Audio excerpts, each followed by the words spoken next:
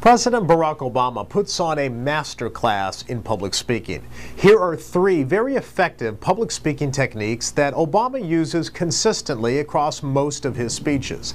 The first is what I call transcendence. Barack Obama can actually take us to another place. He can paint a picture in your mind's eye by using very concrete and vivid language.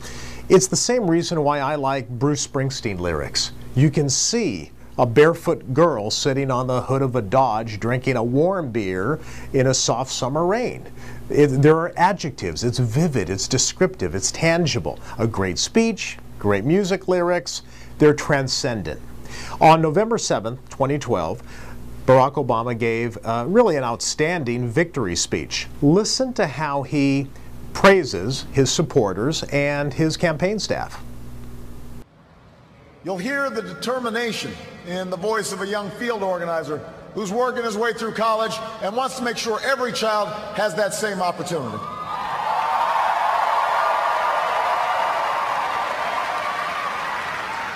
You'll hear the pride in the voice of a volunteer who's going door to door because her brother was finally hired when the local auto plant added another shift.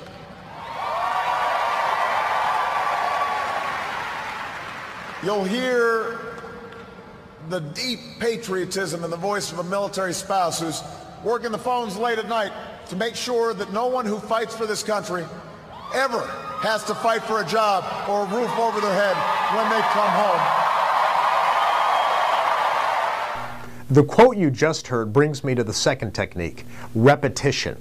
It's a way of structuring sentences to give them more impact. Speechwriters technically call it anaphora. I call it repetition because that's what you're doing. You're repeating the same words or phrases at the beginning of successive sentences.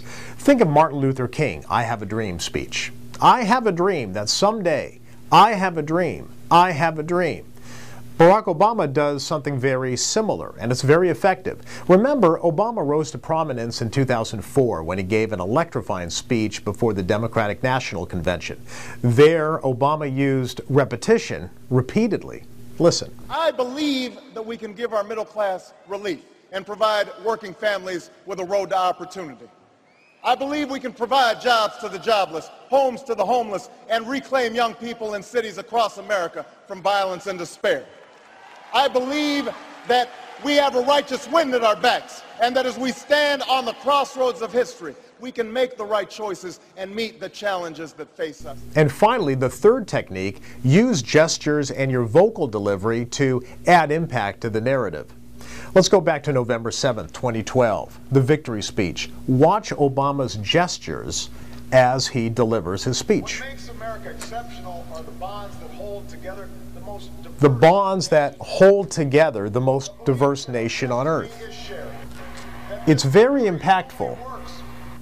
He's constantly using his gestures to emphasize different sentences or different words. Sometimes when he talks about being inclusive, he will spread his arms apart with his palms up. Also, vocal delivery. He pauses. Nothing is as dramatic as a well-placed pause. That's what politics can be. That's why elections matter. It's not small, it's big. It's important. Democracy in a nation of 300... He also speeds up his vocal delivery. At the end of this speech, listen to how his faster-paced vocal delivery, as well as raising his volume, actually adds impact to the words. The idea that if you're willing to work hard, it doesn't matter who you are, or where you come from, or what you look like, or where you love. It doesn't matter whether you're black or white, or Hispanic or Asian, or Native American, or young or old, or rich or poor, able, disabled, gay or straight. You can make it here in America if you're willing to try. So there you can hear how President Obama's vocal delivery and pacing adds impact to the words. People want somebody to believe in. As a leader, make them believe in you, using your words, gestures, and vocal delivery to drive your message home.